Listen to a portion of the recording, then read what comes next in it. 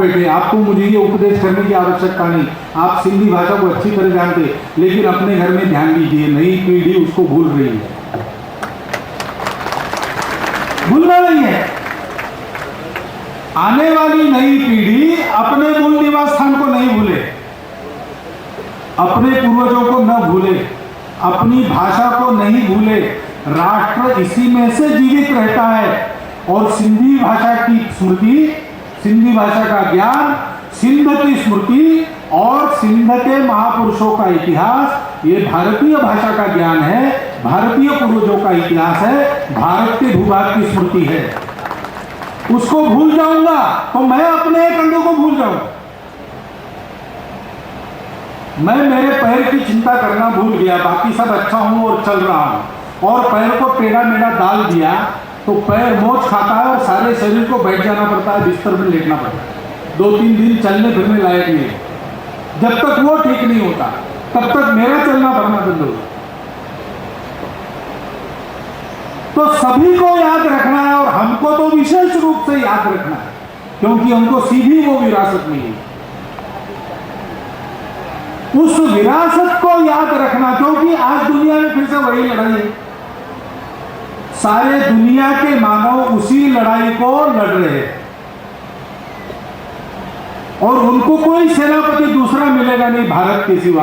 भारत को सेनापति बनकर खड़ा होना है। सारी दुनिया में कट्टरपन और उदारता की लड़ाई चल रही है। दुनिया की जो लड़ाइयां चल रही है वो कट्टरपन और उदारता की लड़ाई चल रही है।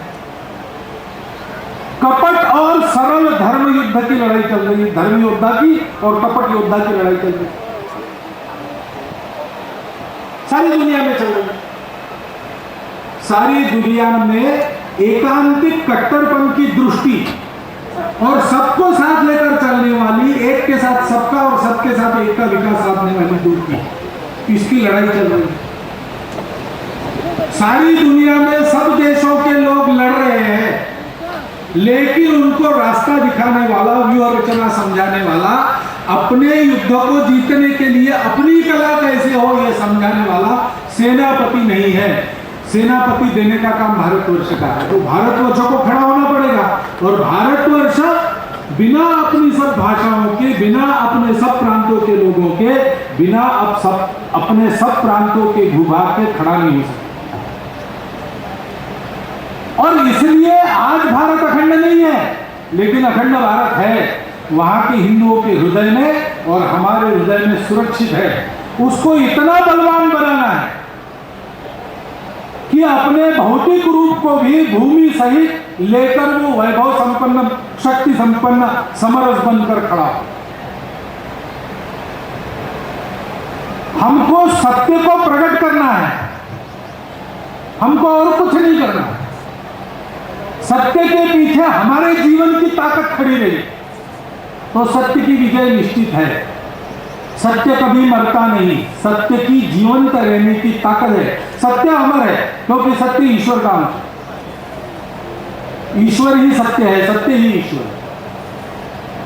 लेकिन उसको साकार रूप में दुनिया में सबल होकर खड़ा रहने के लिए उसको शक्ति चाहिए, और शक्ति उसका आचरण करने वाले मनुष्यों की शक्ति होती है। वो हम लोग मनुष्य है, संपूर्ण हिंदू समाज है।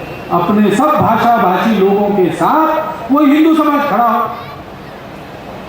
अपनी विरासत को ध्यान में रखे, अपने विरासत के जीवन को आज के अपने जीवन से फिर से जीवित करे, अपने भूमि को प्रकट करे, अपनी भूमि पर खड़ा हो। यह हो जाए तो सारी दुनिया को सुख शांति देने वाला एक सेनापति मिल जाए, सारी दुनिया का जीवन सुंदर हो जाएगा, सारी दुनिया का जीवन अखंड हो जाएगा। मानवता सारी एक कुटुंब के रूप में आचरण करते हुए परमात्मा की ओर कदम बढ़ाएगी। यही बात अपने संत कहते हैं। अपने संतों की इच्छा सीमित नहीं रहती, एक भूभाग की नहीं रहती, एक देश के लिए नहीं। वो कहते हैं संपूर्ण विश्व सुखी होना चाहिए। सर्वे भी सुखिनः सन्तु, सर्वे सन्तु निरामयाः, सर्वे भद्राणि पश्यन्तु, मां कश्चित् दुःख भाग् भवेत्। किसी को दुख न हो, सबको अच्छा ही देखने को मिले। देव शांति, अंतरिक्ष शांति, पृथ्वी शांति, शांति भी शांत हो जाए। सारे विश्व के मंगल कामना करने वाले ऋषि मुनियों के हम वंशज हैं। उनकी विरासत को अपने जीवन में उतार कर चलना है। ऐसा चलने में संघर्ष अपरिहार्य है। भगवान सबकी परीक्षा लेता है, हमारी भी ले रहा है और लेते रहे। परीक्षा में उत्तीर्ण होने के लिए पेपर को कैसे देना चाहिए, उत्तर कैसे लिखना चाहिए, राजा दाहर सेन जैसे हमारे महापुरुषों ने अपने जीवन से बताया है, उसको भूलना नहीं। ये जीवन हमको सिखाया अपने भूमि में।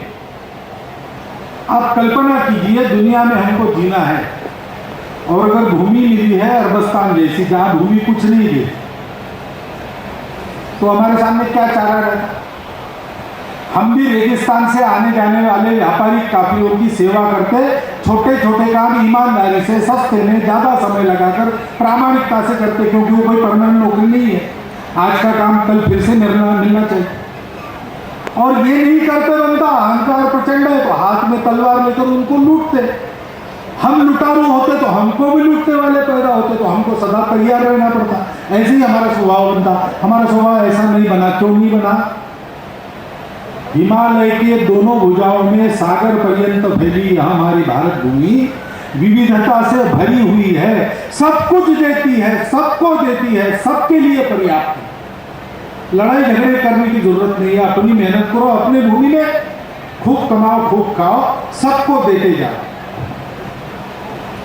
बाहर से आए दो चार लोग तो हम पूछते नहीं तुम्हारी भाषा क्या है, तुम्हारा पंथ संप्रदाय क्या है, क्योंकि हमको विविध पंथ संप्रदायों में जीने की आदत है।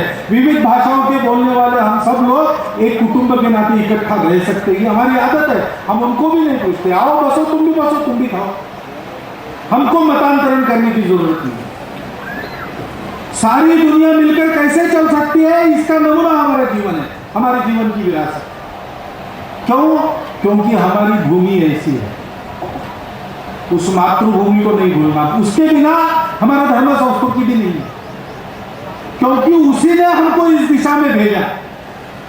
उसी ने हमको कहा कि बिना लड़ाई झगड़ा करते अगर जीवन चलता है तो क्यों खतरे में पड़ते, क्यों अपने मन को खराब करते हो पटु भावना से।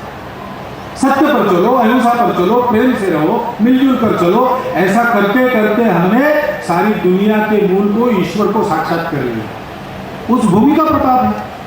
वो जगत जननी माता हमारा पोषण केवल देह का नहीं करती, हमारे मन बुद्धि स्वभाव को भी उसी ने हमको दिया है। इसलिए हम भारत माता के। उस भूमि को भूलना नहीं। उसका एक अंग उधर है। आज अपने बाजुओं के पुरुषार्थ पर कल उसको वापस लाएंगे। जैसा वापस ला सकते वैसा लाएंगे। प्रेम से आ सकता है, प्रेम से आएगा। नहीं, संघर्ष करना पड़ेगा, संघर्ष करेंगे। लेकिन पहले हम तैयार तो हो जाए। हम याद तो रखें क्या क्या हमारा था। हम याद तो रखें कि हमारा जो था उसको हमारा ही रखने के लिए हमारे महापुरुषों ने कैसा कैसा इतिहास रचा है, कैसे कैसे बलिदान दिए। नई पीढ़ी में यह ज्ञान संक्रमित करना बहुत आवश्यक है, क्योंकि यह संघर्ष 1-2 वर्षों का नहीं है, ये 1000 वर्षों से चल रहा है। और आज मुझे लगता है, मेरा अपना हिसाब है, वो गलत भी हो सकता है, लेकिन मुझे लगता है कि और 50-60 साल चलेगा, उसमें विजयी होना। तो और आगे की 2-3 पीढ़ियां इसी भावना से इस संघर्ष को करे, अपना जीवन जले, अपना जीवन जलाए।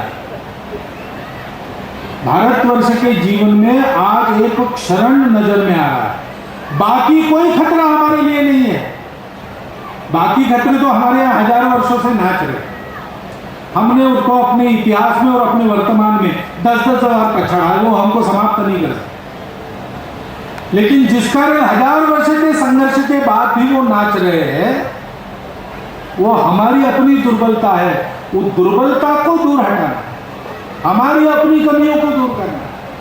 और हमारी अपनी कमियों को तभी दूर कर सकेंगे जब हमारी कुल कीर्ति का ज्ञान हमको होगा, अपने पूर्वजों का ज्ञान हमको होगा। राजा जन्मेजय के सर्प यज्ञ में हिंसा हो रही थी। उस हिंसा को रोकने के लिए ऋषि आए, उन्होंने उसको बंद करवाया और राजा जन्मेजय के यहाँ कथा करवाई। उस कथा में क्या बताया? राजा जन्मेजय के पूर्वजों की कथा, पांडव कौरवों की कथा बताई। धर्म आचरण पर कैसे दृढ़ रहना, उसके लिए संघर्ष कैसे करना, फिर भी मन में अहिंसा प्रेम को ही कैसे पालना, कटुता कैसे नहीं आने देना, ये बताया। राजा रामचंद्र को वनवास के दिनों में ऋषियों ने कहानियां बता बताकर रघुवंश की महत्ता बताई। हनुमान जी का बल जागृत करने में हनुमान जी को जाम्बवान जी ने उन्हीं की कथा सुनाई, उन्हीं के पूर्व पराक्रम का ज्ञान दिया। हमको भी अपना पूर्व इतिहास याद करना है, अपने महापुरुषों को याद करना है, उनके जीवन को याद करके अपने जीवन में उतारना है, नई पीढ़ी में उतारना है इस भावना को, और इस संघर्ष को आगे बढ़ाते बढ़ाते सारी दुनिया के सुख शांति के लिए आज हमारी दुश्मन बनकर जो शक्तियां खड़ी है उनकी भी भलाई के लिए उसको यशस्वी करना है। इस दृष्टि से आपका यह प्रयास उस प्रयास में बड़ा महत्वपूर्ण योगदान देने वाला प्रयास है। और इसलिए मैंने भारतीय सिंधु सभा के कार्यकर्ताओं ने एक दो बार कहने पर अपने कार्यक्रम को एक दिन कम करके यहां आना मान्य किया।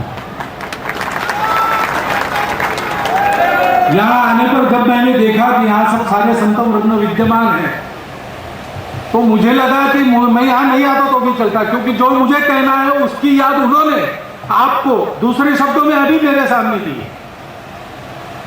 उनके इस संदेश को हृदयंगम कीजिए, अपने स्मृति को पूर्ण साबुत रखिए, अपने आचरण को उस स्मृति के अनुसार गढ़िए और अपने नई पीढ़ियों को उस स्मृति के संस्कारों में पालिए। अपने देश के, दुनिया के और अपने स्वयं के उद्धार का यही मार्ग है, भूलना नहीं है। इसलिए इतिहास यहाँ पर है, एक बार देख लेंगे तो तरोताजा हो जाएगा, लेकिन उस इतिहास को अपने हृदय में कायम रखकर नया इतिहास रचने के लिए उन ऐतिहासिक महापुरुषों जैसी जीवन की प्रखरता को, तेजस्विता को उत्पन्न करना अपने हाथ में है। उसको उत्पन्न करने का और नई पीढ़ियों में भी उसका संस्कार डालने का संकल्प लेकर हम यहाँ से जाए, संतों के आदर्श को शिरोधार्य करके उसका पालन करें। इतना एक और आपको, आपके प्रति अनुरोध करता हुआ, आपका धन्यवाद करता हुआ, संतों को नमन करता हुआ मैं अपने 4 शब्द समाप्त।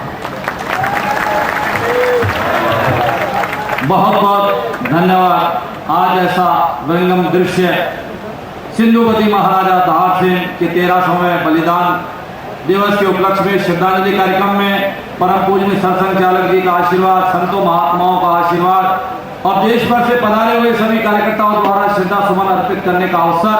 और ऐसे पवित्र प्रांगण में मैं बताना चाहूंगा कि लगभग 15 साल हो गए इस इमारत को बने हुए, और आज पहली बार हुआ है कि जब बारिश भी आई और मौसम ने भी साथ दिया, आशीर्वाद दिया है।